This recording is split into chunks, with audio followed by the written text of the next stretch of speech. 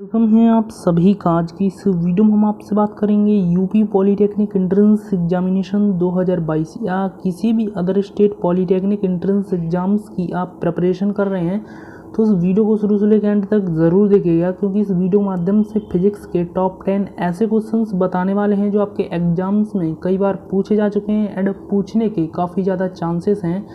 तो आज की इस वीडियो को स्टार्ट करते हैं। चैनल पर फर्स्ट टाइम विजिट किए हो तो चैनल को सब्सक्राइब कर दीजिएगा। तो चलिए देखिए, पहला क्वेश्चन है आप सभी की स्क्रीन पर। देखिए क्वेश्चन एक एक क्वेश्चन को हल कीजिएगा। अब मैंने आपको बेस्ट बुक बताई थी, उस बुक को खरीद के अपनी प्रिपरेशन और अच्छे से कीजिएगा एंड जो क्वेश्चन ना आए वो कमेंट्स करके आप पूछ सकते हैं। ये हम अच्छे क्वेश्चंस बताने वाले हैं जो आपके एग्जाम्स में पूछे जा चुके हैं, ठीक है। क्योंकि आप मैक्सिमम क्वेश्चनों को स्वयं स्टडी कीजिए, स्वयं प्रिपरेशन, ऑनलाइन ज़्यादा नहीं, ऑनलाइन ओनली देखिए क्वेश्चंस को पढ़िए, क्वेश्चंस और देखिए हम क्वेश्चंस कर पा रहे हैं या नहीं। जो प्रैक्टिस है वो स्वयं कीजिए, जिससे आपको ऑनलाइन पढ़ने से पता चलेगा हम कितने क्वेश्चंस कर पा रहे हैं, ठीक है। तो फर्स्ट क्वेश्चन दिया आप सभी की स्क्रीन पर। क्वेश्चन क्या जरा ध्यान दीजिएगा, फिजिक्स का है, इंग्लिश एंड हिंदी दोनों में है। तो देखिए स्क्रू गेज किस सिद्धांत पर कार्य करता है। ऑप्शन नंबर ए है स्क्रू, नंबर बी है वर्नियर, नंबर सी है न्यूटन के गति के नियम पर, नंबर डी है इनमें से कोई नहीं। तो देखिए इसका जो राइट ऑप्शन हो जाएगा, A is the right option this question. आप सभी का यानी कि इस क्वेश्चन का ए ऑप्शन बिल्कुल करेक्ट हो जाएगा। यानी कि जो स्क्रू गेज होता है वो किस सिद्धांत पर कार्य करता है, स्क्रू के सिद्धांत पर कार्य करता है। आई होप आप इस क्वेश्चन को समझ चुके होंगे, नाम से स्पष्ट है, इसे याद कर लीजिएगा। स्क्रू गेज स्क्रू सिद्धांत पर कार्य करता है ना। अब आपसे क्वेश्चन भूलेगा नहीं। सो नेक्स्ट क्वेश्चन आप सभी की स्क्रीन पर। क्वेश्चन क्या कह रहा है फटाफट से एक बार अच्छे से पढ़िए एंड फॉर्मूला दिमाग में लाइए, इसमें कौन सा फॉर्मूला अप्लाई करना है। तो क्वेश्चन जरा ध्यान दीजिएगा, एक वस्तु पर 10 न्यूटन का बल कार्य कर रहा है, तब वस्तु बल की दिशा में 30 डिग्री कोण पर 2 मीटर विस्थापित हो जाता है। तो वस्तु पर किया गया कार्य पूछा जा रहा है। तो इसमें देखिए आपका क्या दिया है, आपका जो फोर्स है जिसे हम क्या बोलते हैं, बल बोलते हैं ना, वो आपको 10 न्यूटन दिया है। यहाँ पर 10 न्यूटन लिख लेते हैं। और जो आपका एंगल है जो थीटा बराबर दिया है वो आपका 30 डिग्री दिया है। एंड यहाँ पे जो आपका विस्थापन दिया है, विस्थापन कितना दिया है आपका 2 मीटर दिया है, ठीक है ना, 2 मीटर। ध्यान रखना ये सेंटीमीटर में नहीं होना चाहिए विस्थापन, ठीक है, मीटर में ही होना चाहिए। हमसे कार्य पूछा है तो देखिए W बराबर एक फॉर्मूला होता है। फॉर्मूला क्या होता है, यदि आप याद किए होंगे तो जरूर हो जाएगा। W बराबर होता है FD cos थीटा। इन क्वेश्चंसों में ज़्यादा टाइम नहीं लगाना चाहिए, क्वेश्चंस को देखते ही पता चल जाना चाहिए इसमें कौन सा फॉर्मूला अप्लाई होने वाला है। बल का मान रखेंगे यानी कि फोर्स का 10 इंटू 2 मीटर, विस्थापन है ना, cos थीटा की वैल्यू है 30 डिग्री। तो यहाँ पर हमने 30 डिग्री रख दी। अब यहाँ पे आगे की तरफ सॉल्व करेंगे, 10 दूनी का होता है 20 एंड cos 30 डिग्री की वैल्यू कितना होता है, रूट 3/2। रूट में 3/2 लिख दिया एंड यहाँ पे कितना आ जाएगा, इससे ये 10 बार में कट जाएगा, ठीक है। इससे कितने बार में, 10 बार में ये कट जाएगा इससे। तो यहाँ पर आ जाएगा 10√3, है ना, इतना आ गया। ये हमारा क्या निकल के आ गया, वर्क यानी कि कार्य। कार्य हमेशा ध्यान रखना जूल में आता है, तो इसका जो है 10√3 से जूल में कर लीजिए, है ना। तो 10√3 जूल किस में है, ऑप्शन नंबर ए में। यानी कि option number A is the right option this question. आपका ए ऑप्शन इस क्वेश्चन का बिल्कुल करेक्ट हो जाएगा। तो नेक्स्ट क्वेश्चन है आप सभी की स्क्रीन पर।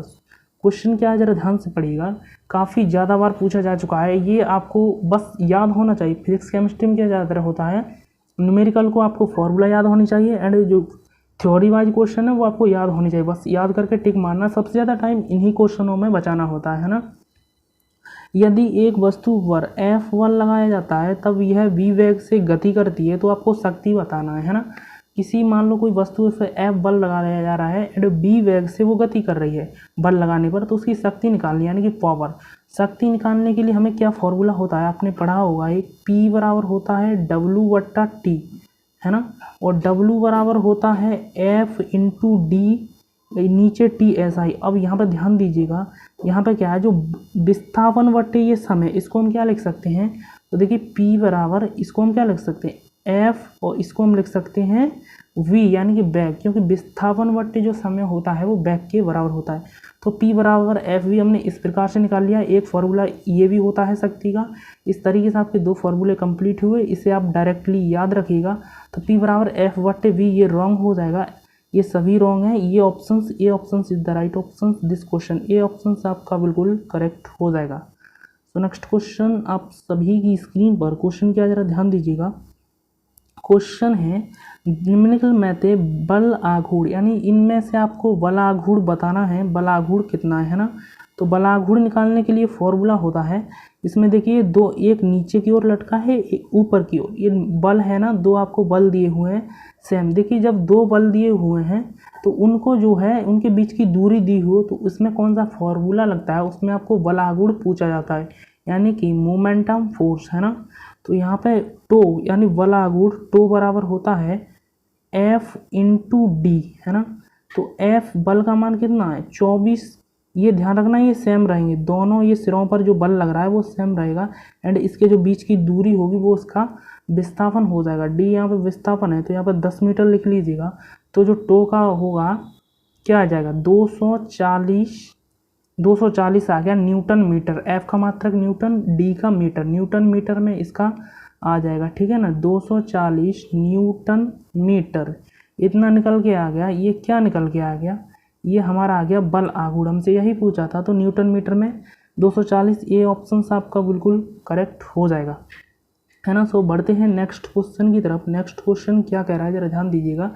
ये क्वेश्चन है, इस क्वेश्चन का आंसर आपको इस वीडियो के कमेंट बॉक्स में बताना है। निम्नलिखित में से कौन सा ताप परम शून्य ताप है, इसको आपको बताना है, ठीक है। ये क्वेश्चन का कमेंट बॉक्स में 4 ऑप्शन से एक ऑप्शन करेक्ट बताइएगा कौन सा ऑप्शन करेक्ट है, ठीक है। इसके बाद जो है नेक्स्ट क्वेश्चन है आप सभी की स्क्रीन पर। यहाँ पर इंटरेस्टिंग क्वेश्चन है, जब बर्फ पिघलती है तो उसके अणुओं की गतिज ऊर्जा क्या होती है। देखिए जब बर्फ़ पिघलती है तो अणुओं की गतिज ऊर्जा क्या होती है। इस क्वेश्चन में आप जरूर भटक जाएंगे, ठीक है। तो इसको ध्यान रखते हुए इसे रट लीजिएगा, क्योंकि भूल लेना ऐसे क्वेश्चन रटे होंगे तो डायरेक्ट आप टिक मार पाएंगे, इससे आपका समय बचेगा एग्जाम्स में, ठीक है। तो यहाँ पे जो है जब बर्फ़ पिघलती है तो अणुओं की गतिज ऊर्जा क्या हो जाती है, कांस्टेंट रहती है, यानी कि समान रहती है, ना ही घटती है ना ही बढ़ती है, यानी कि समान रहती है, ठीक है। तो आपका सी ऑप्शन बिल्कुल करेक्ट हो जाएगा इस क्वेश्चन का। C is the right option this question. तो नेक्स्ट क्वेश्चन है आप सभी की स्क्रीन पर।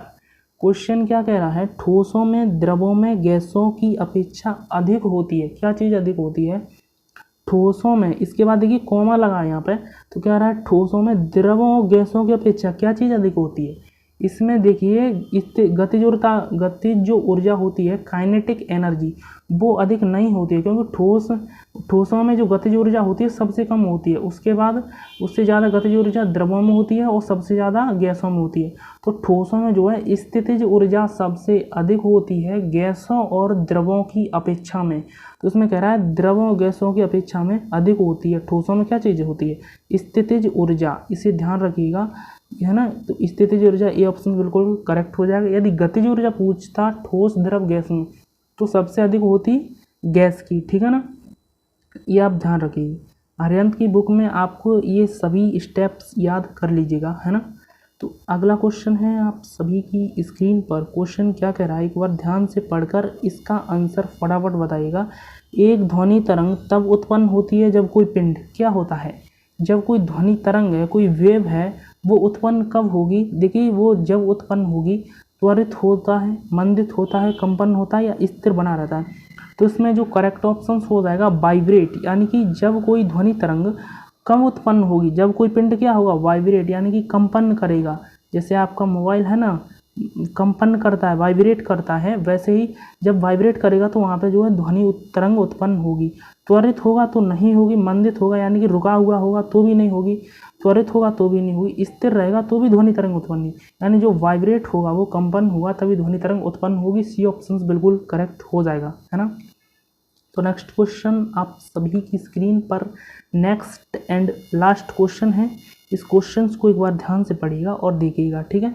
तो यहाँ पे क्या है, निरपेक्ष अपवर्तनांक की गणना का समीकरण बताना है। निरपेक्ष अपवर्तनांक की गणना का समीकरण, इसमें क्या हो जाएगा, देखिए 4 ऑप्शंस दिए हुए हैं, इसमें आप भटक सकते हैं लेकिन आपको भटकना नहीं है, है ना। तो यहाँ पे क्या है, आपको म्यू बराबर C/V है, C है प्रकाश की चाल, ठीक है ना, V वेग दिया है आपको। यहाँ पे ए ऑप्शन आपका बिल्कुल करेक्ट हो जाएगा।